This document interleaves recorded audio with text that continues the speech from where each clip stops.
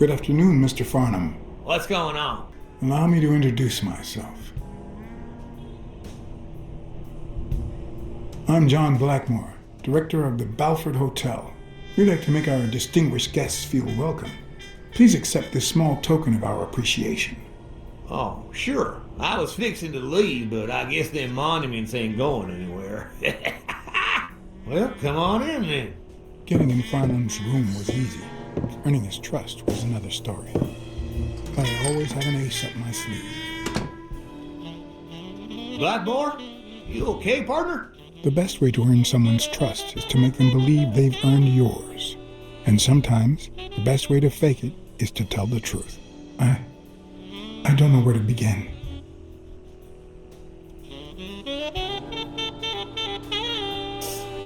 Since I got back from the war, I haven't been the same.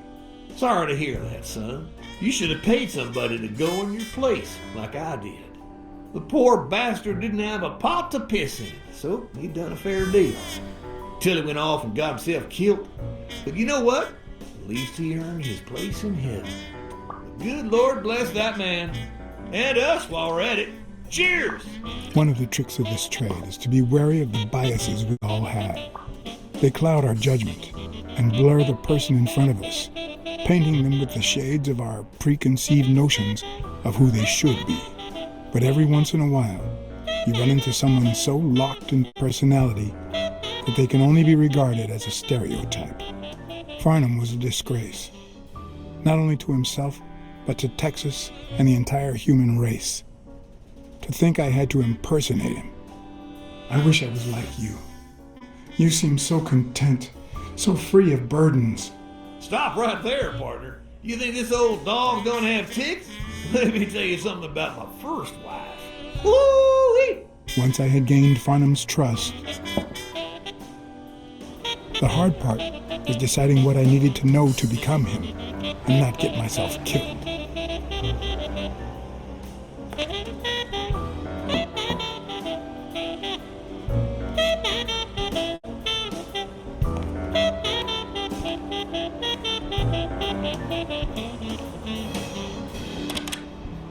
What can I do for you, sir? Farnham was one hell of a drinker.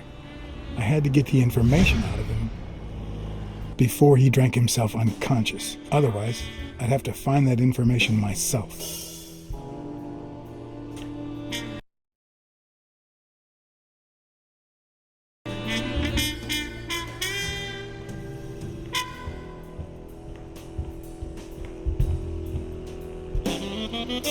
Ding Dong? Interesting name for a town.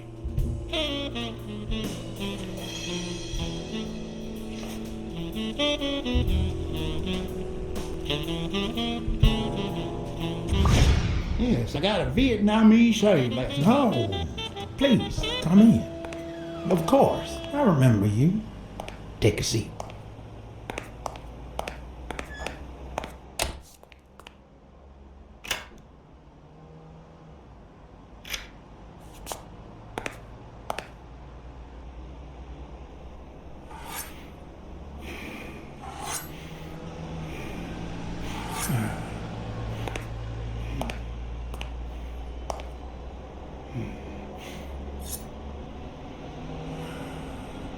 I'm sure you'll understand we can't be too careful. Our host has many enemies, and someone has to keep them at bay.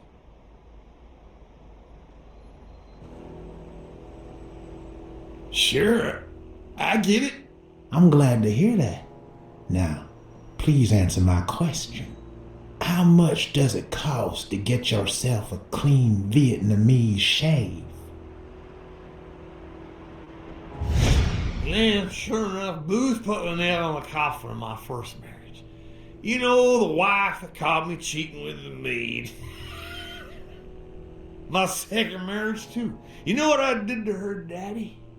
Same old with several mistresses. So I decided to stick to my guns and only deal with hookers, even if I did end up marrying some.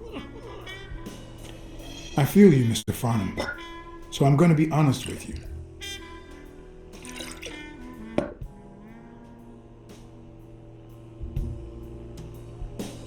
I spent all my savings on poker, and if I had any money left, I'd spend that too.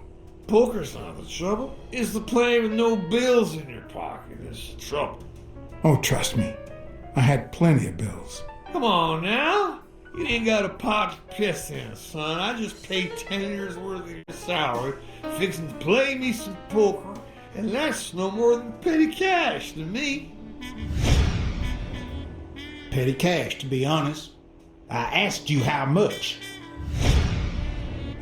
Of course they gave me my receipts. What do you think I am, boy? Wait, I'll show you. I got it somewhere. Let's just I'll get it. I just put it over. I think it's. I'll be right back.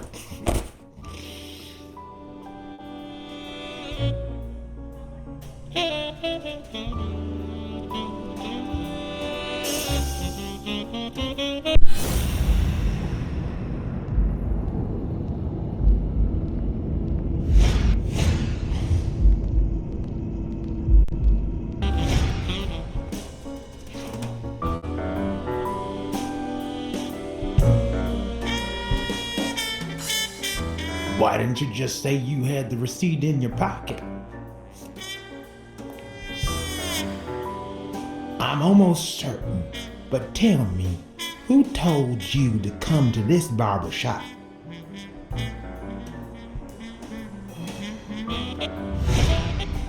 Let me tell you a little secret about my first wife, sonny boy. When I met that woman, she had no manners, no money, no... Who in the hell?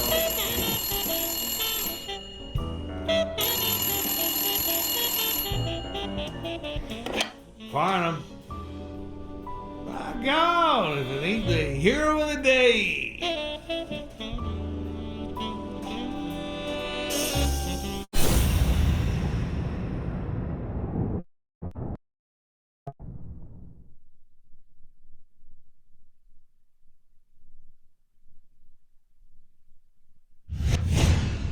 It's not going to be easy to sound Texan, but I'll give it my best shot.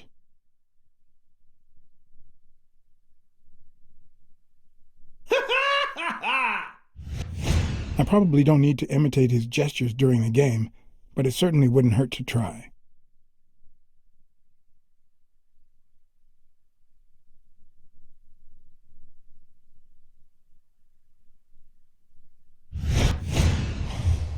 This'll surely imbue me with the Texan spirit.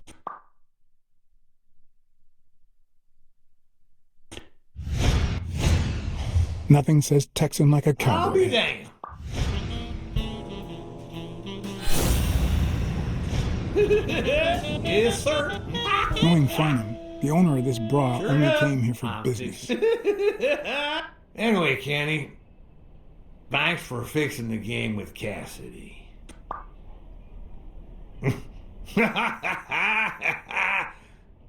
God bless you, brother. The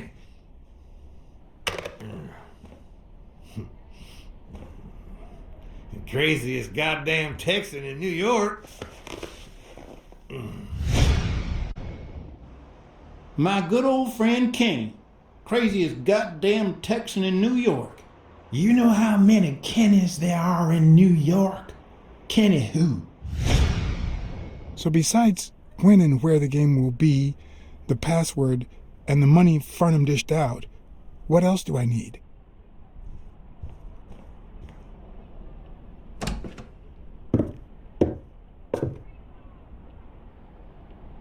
Luckily, there was only one Kinney in Farnham's address book, Kinney Eakes, residing at...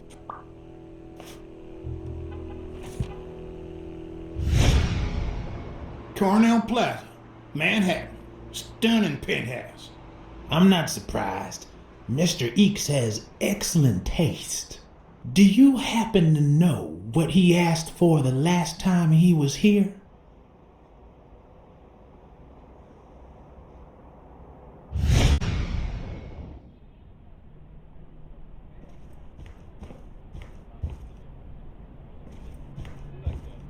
At least it's comforting to know that when Farnham drinks too much, his female companions have less of a hard time.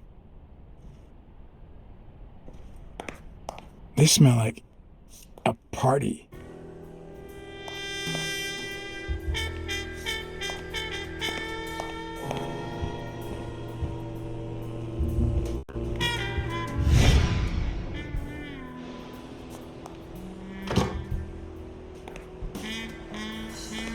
Don't tell me, Billy Bob.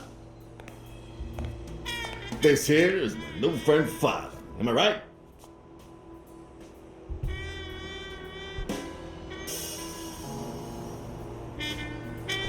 Sure enough, your barber was fixing to give me a shave.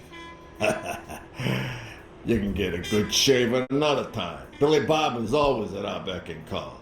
Of course. Hey, come on. Let's get in there before they finish all the bourbon without us. I haven't frisked him yet, sir. I don't think that'll be necessary. Mr. Farnham here, he's an honest Texan. And I'm sure he'll hand over his weapon if we ask him to. Right?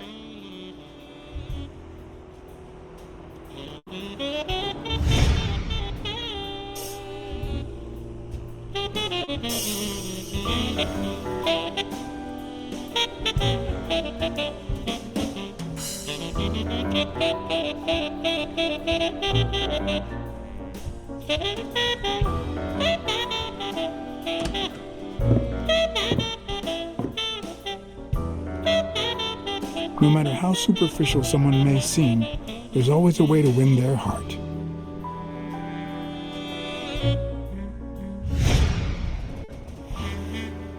It'll be my pleasure.